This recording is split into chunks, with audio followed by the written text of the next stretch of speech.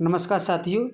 आज हम फिर इस वीडियो के माध्यम से रोज़ाना बोले जाने वाले वाक्यों को बनाना सीखेंगे। जैसे तुम्हें एक के बाद एक व्यक्ति से मुलाकात करनी चाहिए। मैं एक के बाद एक किताब पढ़ सकता हूँ। मैं एक के बाद एक काम करूँगा। वे एक के बाद एक मुझसे लड़ रहे थे। वे एक के बाद एक वहाँ जा रहे थे। तुम एक के बाद एक झूठ बोल रहे हैं। इन सभी वाक्यों में एक के बाद एक शब्द समूह कॉमन शब्द समूह के रूप में प्रयुक्त हुआ है। इसके लिए अंग्रेजी में वन आफ्टर अनदर फ्रेजेस का प्रयोग किया जाता है। वन आफ्टर अनदर का ही अर्थ होता है एक के बाद एक। अतः ऐसे सेंटेंस को बनाने के लिए सूत्र है sentence plus one after another.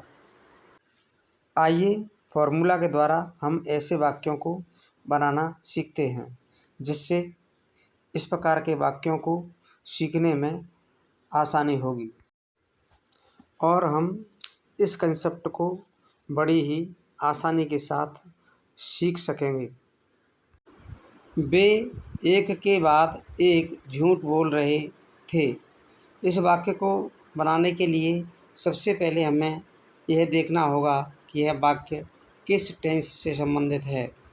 हमें यह पता है कि यह वाक्य पास्ट कंटिन्यूअस टेंस से संबंधित है, इसीलिए पास्ट कंटिन्यूअस टेंस के नियमों को फॉलो करते हुए यह वाक्य बनाया जाएगा तथा वाक्य के अंत में वन आफ्टर अनदर का प्रयोग किया जाएगा। इसीलिए संपूर्ण वाक्य बनेगा they were speaking lie one after another.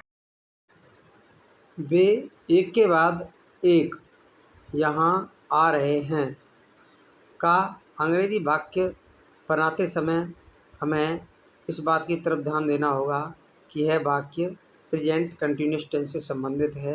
इसीलिए प्रेजेंट कंटिन्यूअस टेंस के नियमों का प्रयोग करते हुए यह वाक्य बनाया जाएगा तथा वाक्य के अंत में वन आफ्टर अनदर लगाया जाएगा। इस प्रकार से यह वाक्य बनेगा they are coming here one after another.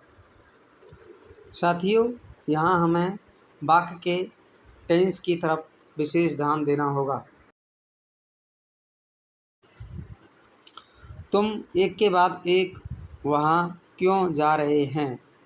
यह वाक्य प्रेजेंट कंटिन्यूअस टेंस का है तथा इंटरोगेटिव है, इसीलिए इस वाक्य को प्रेजेंट कंटिन्यूअस टेंस में बनाएंगे और इसके बाद में वन आफ्टर अनदर का प्रयोग करेंगे। अतः इस प्रकार से यह वाक्य बनेगा why are you going there one after another. इस वाक्य में कर्ता बहुवचन का है, इसीलिए इसके साथ सहायक क्रिया आर का प्रयोग किया गया है और WH फैमिली के वाई शब्द का प्रयोग किया गया है, जिसका अर्थ होता है क्यों। तुम्हें एक के बाद एक काम करने चाहिए। यह वाक्य बनाते समय हमें यह ध्यान रखना होगा कि यहाँ पर चाहिए शब्द का प्रयोग हुआ है, इसके लिए हमें शुड का प्रयोग करना होगा और वाक्य को बनाने के बाद वन आफ्टर अनदर का प्रयोग करना होगा।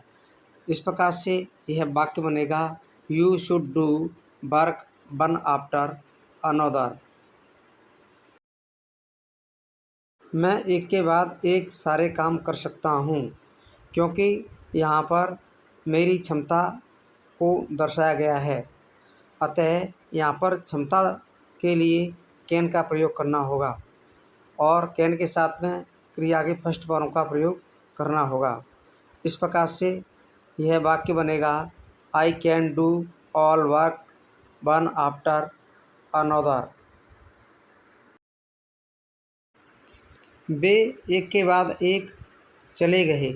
यह वाक्य पास्ट इंडेफिनिट टेंस का है, इसीलिए पास्ट इंडेफिनिट टेंस के नियमों का प्रयोग करते हुए यह वाक्य बनेगा तथा वाक्य के अंत में वन आफ्टर अनदर का प्रयोग किया जाएगा। अतः यह वाक्य बनेगा they went one after another. साथियों, ऐसे वाक्यों को बनाने के लिए सबसे पहले हमें वाक्य के टेंस के बारे में पता होना चाहिए तथा उसके बाद ही वाक्य बना पाएंगे।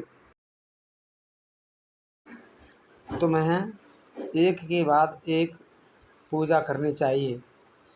यह वाक्य अंग्रेजी में बनाने पर इसका ट्रांसलेशन होगा you should worship one after another, क्योंकि यह वाक्य में चाहिए शब्द का प्रयोग हुआ है, जिसके लिए हमें शुड का प्रयोग करना होता है। ऐसे वाक्यों को लगातार बनाने का अभ्यास करते रहना चाहिए, क्योंकि ऐसे वाक्य लगातार अभ्यास करने से ही समझ में आते हैं। अतः आपको अभ्यास हेतु कुछ वाक्य दिए जा रहे हैं। एक के बाद एक सभी डॉक्टर यहाँ आते हैं। 2, तुम्हें एक के बाद एक सभी पाठ पढ़ने चाहिए। 3, तुम एक के बाद एक वहाँ जा सकते हो। 4, तुम्हें एक के बाद एक उससे मिलना चाहिए। 5, वे एक के बाद एक दूध पी रहे थे। इस तरह के वाक्यों को लगातार बनाते रहने का अभ्यास करते रहना चाहिए, क्योंकि ऐसे वाक्य अभ्यास करने से ही आते हैं। यदि वीडियो अच्छा लगा हो तो लाइक करें, शेयर करें, सब्सक्राइब करें। वीडियो देखने के लिए बहुत बहुत धन्यवाद।